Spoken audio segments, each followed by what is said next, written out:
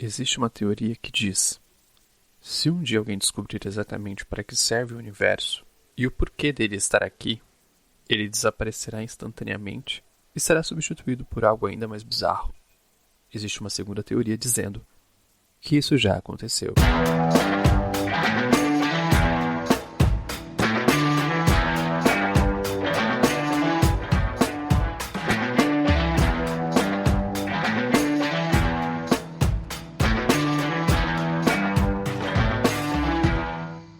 Olá pessoas, olá você. Eu sou o Chuck e esse é o 3 Minutos Podcast, o programa mais ouvido além dos confins inexplorados da região mais brega da borda ocidental desta galáxia.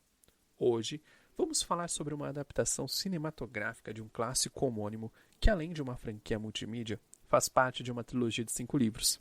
Uma história que mistura nonsense, sátira e ficção científica, se é que isso é possível. A sinopse do filme é bem simples. Ao pegar carona com o seu amigo Ford Prefect numa nave da frota construtora Vogon, Arthur Dent descobre que a Terra será demolida para dar lugar a um desvio interestelar.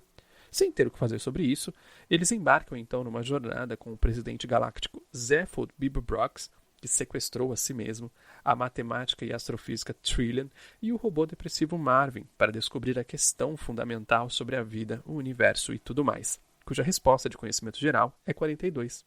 Como já devem ter deduzido, o filme tem roteiro de Douglas Adams, de The Pirate Planet e Seat of Death, 2 episódios da série Doctor Who compilados em home video.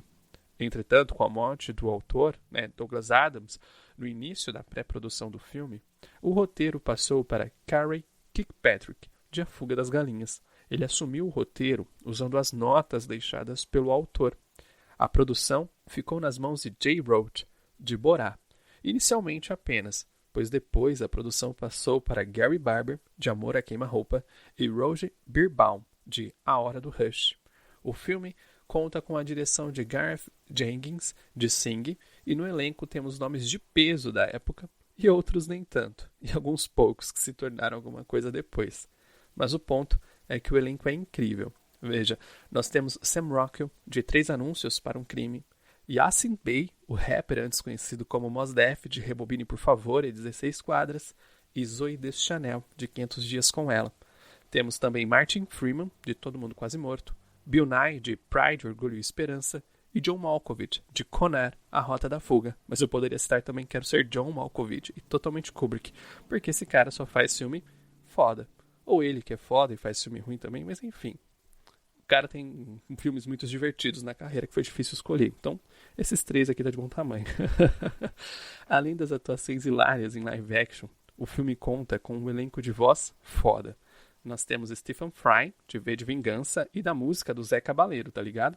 Se não, dá um Google. Zé Cabaleiro, Stephen Fry. Temos também, seguindo, Ellen Mirren, de alguns Velozes e Furiosos. Temos também Richard Griffin, de A Lenda do Cavaleiro Sem Cabeça, e Thomas Lennon, de Memento. E antes que essa lista fique enfadonhamente longa, eu finalizo citando Ian McNice, de Bridget Jones, No Limite da Razão, Alan Rickman, de Duro de Matar, e Warwick Davis, de Labirinto, A Magia do Tempo. Posto esse elenco longuíssimo e desconcertantemente bom, sem mais delongas, vamos falar sobre o Guia do Mochileiro das Galáxias. Afinal, eu só acredito no que pode ser dito em 3 minutos.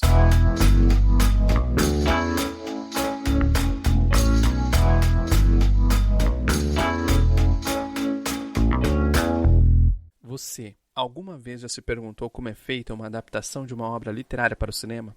Qual a lógica empregada? Ou se a escolha é deliberada ao bel prazer dos realizadores? Em Do Texto ao Filme, Ismael Xavier, teórico dos estudos cinematográficos e professor de cinema, um dos, se não o, mais importante pesquisador da área. Desculpe Linda Hutton e Robert Stam, mas eu vou puxar a sardinha para o brasileiro. Xavier, ele explora as complexidades da adaptação cinematográfica, destacando como a transposição de uma obra literária para o cinema não envolve a reprodução da mesma história, mas sim uma reconfiguração narrativa, influenciada por escolhas estéticas, técnicas e ideológicas, mediadas pelas linguagens, códigos e contextos das possibilidades do suporte ao qual a obra está sendo adaptada. Um dos pontos centrais do ensaio é a distinção entre fábula, a matéria-prima dos eventos, personagens, tempo cronológico e afins.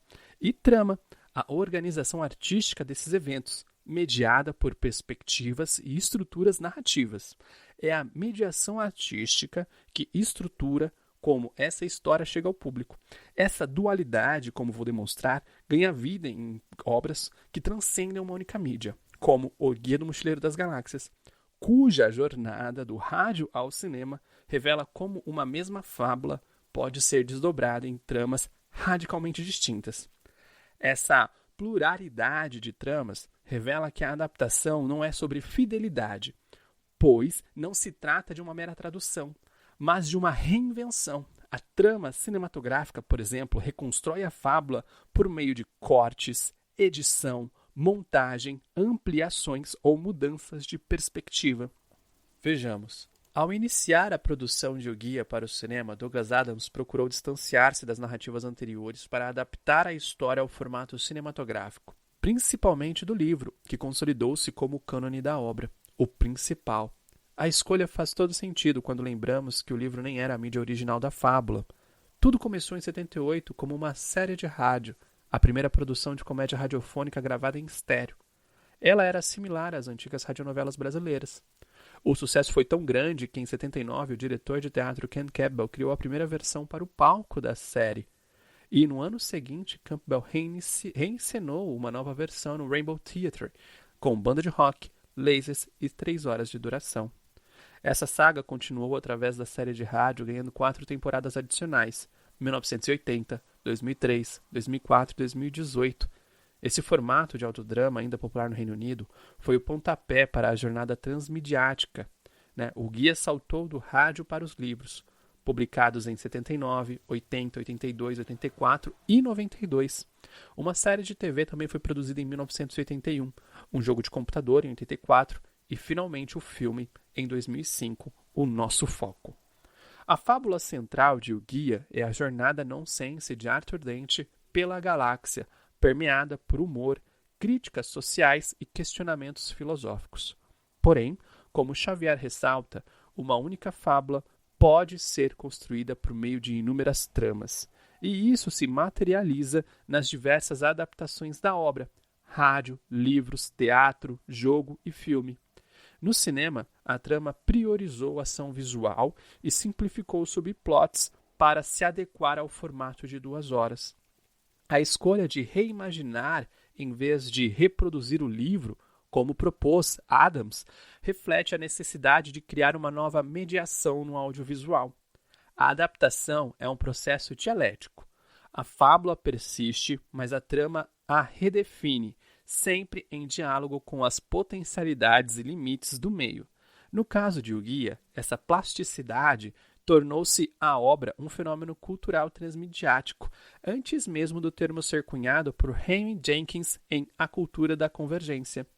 Portanto, um filme adaptado de uma obra literária ou de qualquer outra mídia tem autonomia na trama para conduzir a arte da adaptação. O cinema não serve como subsidiário da literatura, mas como linguagem que reinterpreta a fábula através de suas próprias lentes. Assim, adaptar é reinterpretar, e O Guia fez isso em cada salto midiático. O salto para o cinema em 2005, porém, foi o mais revelador. Adams, ao utilizar sua fábula, não replicou o livro, mas estruturou uma trama para explorar o potencial do meio cinematográfico. Por exemplo, o roteiro foi ajustado para o cinema, focando em um arco emocional mais claro, com a adição de elementos específicos, como o personagem Rama Kavula, escrito para John Malkovich, a arma de ponto de vista e o clímax da recriação da Terra, inexistentes no livro. Já a história de amor entre Arthur e Trillian, latente no livro, foi ampliada para criar um arco emocional mais palatável ao cinema hollywoodiano, o que, além de uma importância narrativa, reforça a piada do verbete do guia sobre o amor. Evite, se possível. Portanto, cada meio tem suas próprias ferramentas para modular a tensão entre o universal da fábula e o particular da trama. Se no livro e no rádio a fábula se manteve através da imaginação do ouvinte, no cinema a trama se apoia através de efeitos práticos, CGI, trilha sonora e elenco para traduzir o nonsense do texto para o nonsense da tela, como a expressividade física e ritmo de personagens absurdos. Veja a representação física da segunda cabeça de Zephold. No filme, é uma cabeça retrátil. Nos livros, é uma segunda cabeça normal. Por mais estranho que isso possa soar. Agora, para que eu possa elucidar melhor, a jornada do robô depressivo Marvin, através das mídias, ilustra claramente a dinâmica entre fábula e trama proposta por Ismael Xavier. Enquanto sua essência, ele é um robô construído contra a sua própria vontade, com um cérebro do tamanho de um planeta, o que o coloca em um estado de depressão severa e tédio. Isso permanece intacto em toda a adaptação, a fábula. Porém, cada adaptação reconstrói sua persona conforme as possibilidades do meio, da trama. No rádio, o seu humor ganha vida pela dicção robótica. Nos livros, aprofunda-se como uma crítica existencialista e racional através de monólogos nihilistas. Já no filme, o design da fantasia e a voz melancólica de Alan Rickman, o Snape de Harry Potter, transformam-no em um ícone audiovisual, priorizando o impacto imediato da imagem e do áudio sobre a sua literalidade.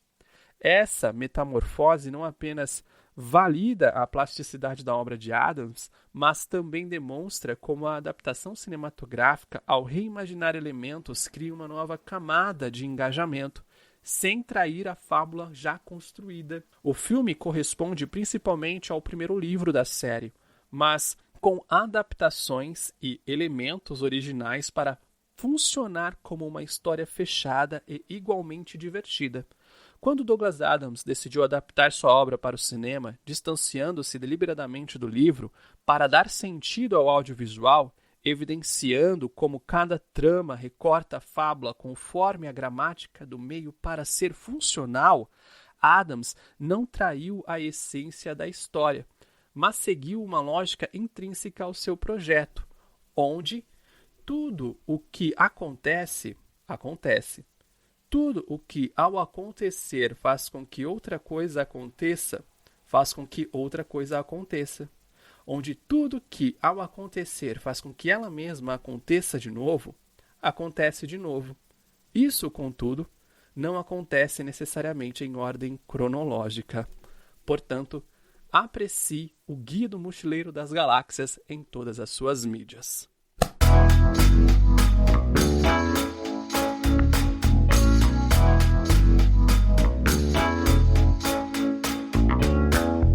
Bonus track! Abre aspas. Aos 5 anos, Skagra concluiu sem sombras de dúvidas que Deus não existia. A maioria das pessoas que chega a tal constatação reage de uma das seguintes formas: com alívio ou com desespero. Somente Skagra reagiu pensando: peraí, isso significa que existe uma vaga disponível. Fecha aspas. Ao escrever um livro, é preciso primeiramente saber como iniciá-lo. Veja, o que eu acabei de ler foi o início de Shada, uma das melhores histórias de Doctor Who, escritas por Douglas Adams. Doctor Who, a lendária série de ficção científica da BBC, é um ícone da cultura pop britânica. Em mais de 60 anos no ar, a série e seus derivados são consumidos por fãs no mundo todo. Já Douglas Adams recebeu o troféu Golden Pan em 1984, quando o Guia do Mochileiro das Galáxias alcançou a marca de 1 milhão de livros vendidos, tornando-se uma das sagas mais reverenciadas de todo o mundo.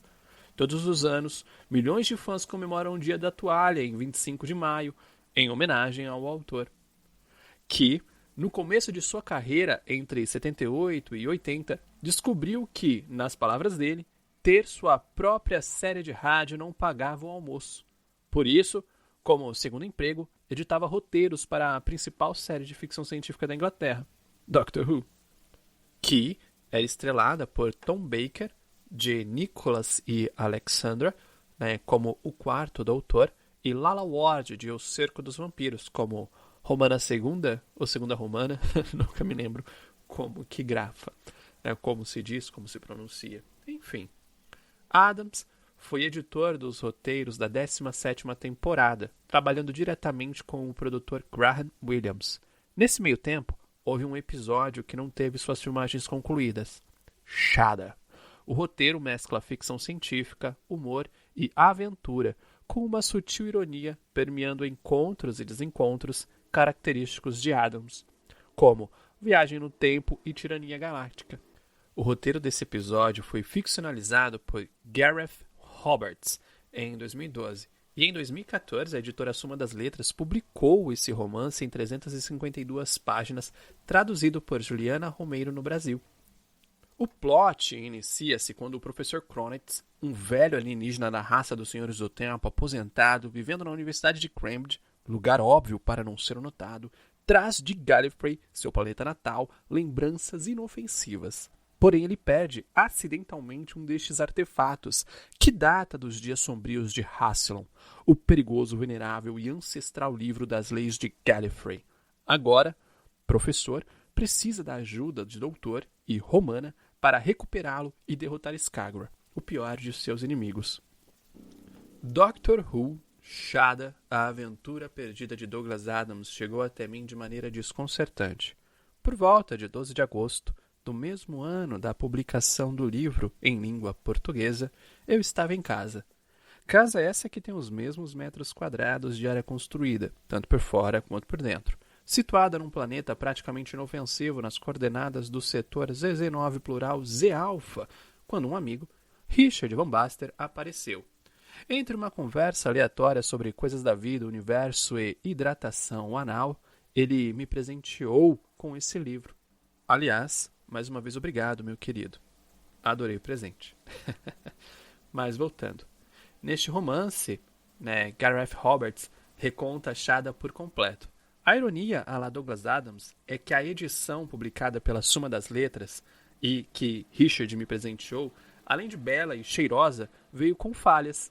Na minha cópia, faltavam trechos dos capítulos 66, 70, 71, 72 e 73, além dos capítulos 67 e 69 faltarem por inteiros. Me pergunto se isso foi uma metanarrativa com o estado de inacabado da obra, pois, impulsionada pelo sucesso posterior de Adams, o maior autor do gênero, na minha humilde opinião, Shada tornou-se uma lenda entre muitas histórias perdidas de Doctor Who, que é algo recorrente na franquia. Sempre, uma temporada ou outra, tem um episódio que se perdeu. Shada ficou incompleto, pois após algumas gravações por conta da greve da Association of Cinematograph Television, a ACTT, em outubro de 1979, paralisou todas as produções da BBC, incluindo Doctor Who. A série já havia sido afetada nas temporadas 15 e 16, por embates políticos, mas foi entre 78 e 79 que a luta no cenário sindical britânico se intensificou, marcando o que eles chamam de inverno do descontentamento.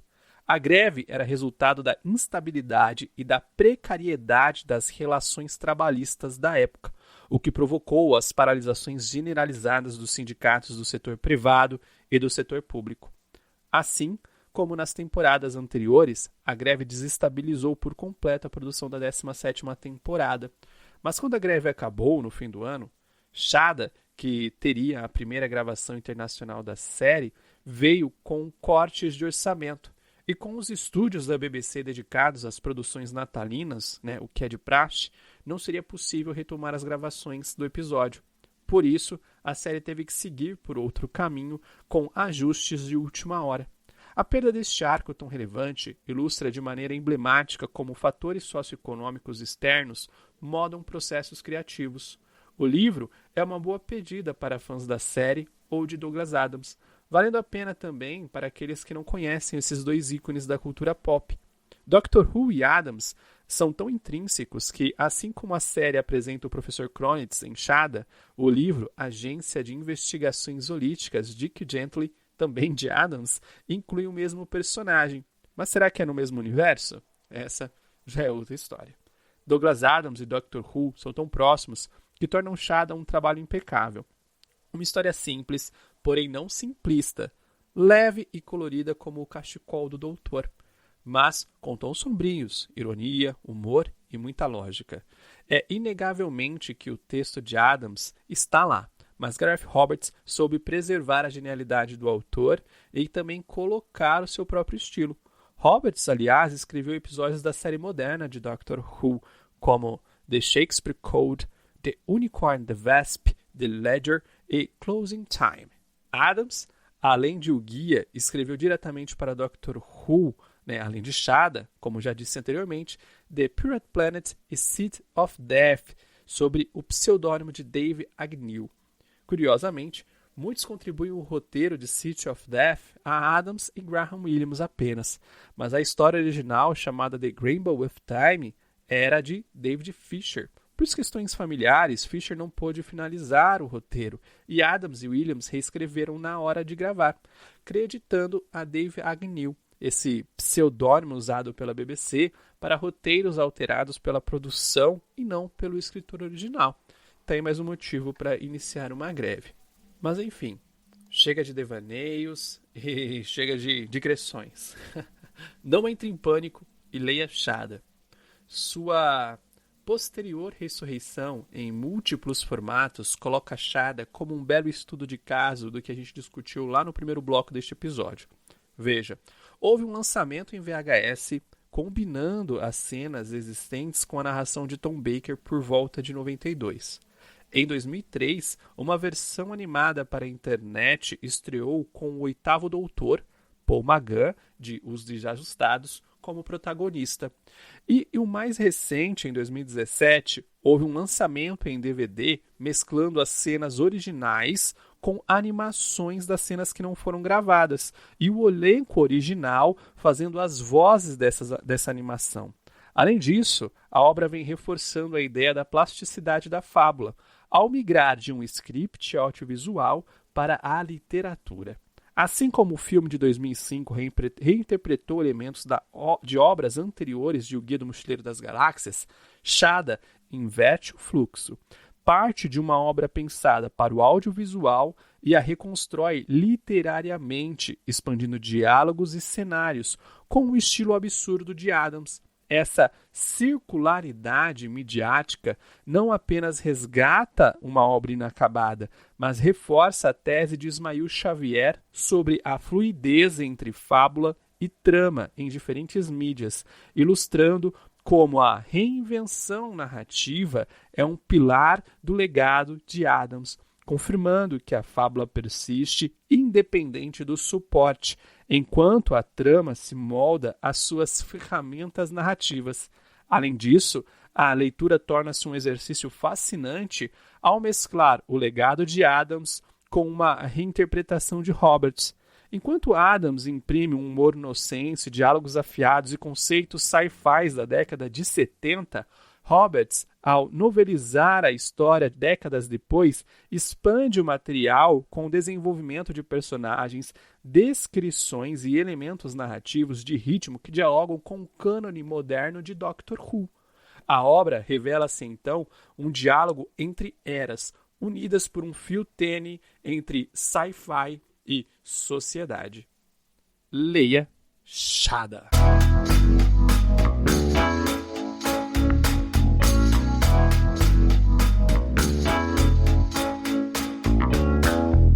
Bom, isso é tudo, pessoal.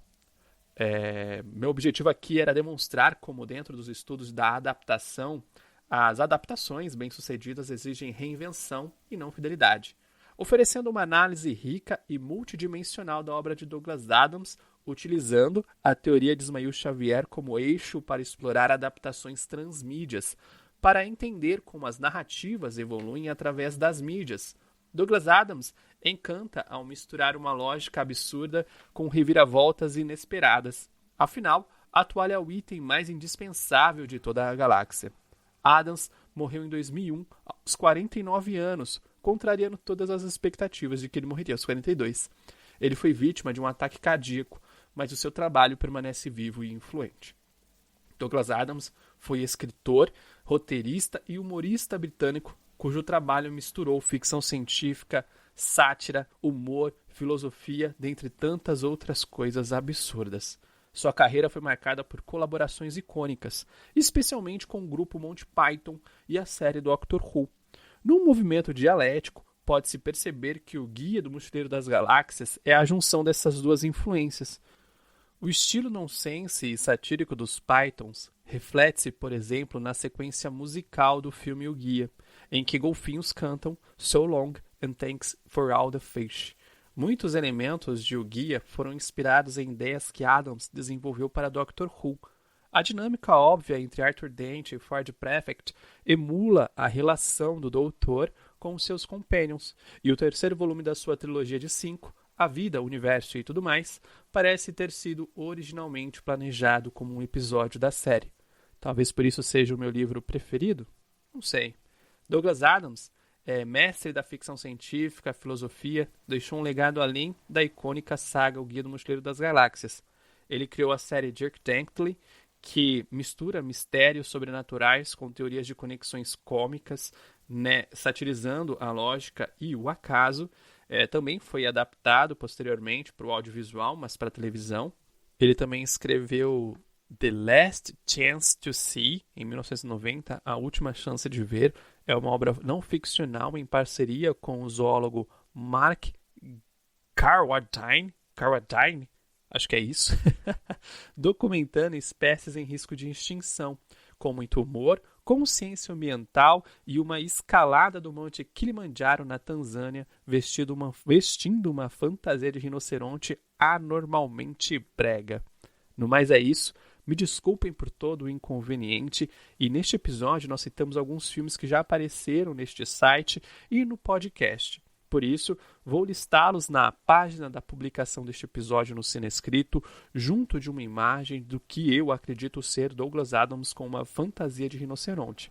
E se você gostou ou não deste episódio, aproveite para mandar seus comentários, dicas e sugestões, e para que possamos continuar produzindo nosso conteúdo e, quem sabe, expandir o nosso projeto e finalmente aumentar a nossa periodicidade e relevância, acesse cinescrito.com e vá até a página Apoie. Lá há várias formas de contribuir, ou, se preferir, colabore compartilhando o 3 Minutos Podcast e o Cinescrito, para que assim possamos crescer de forma natural e orgânica, falando sempre mais sobre cinema, pois um filme não acaba quando termina. Até mais, mantenham-se à esquerda e hidratem.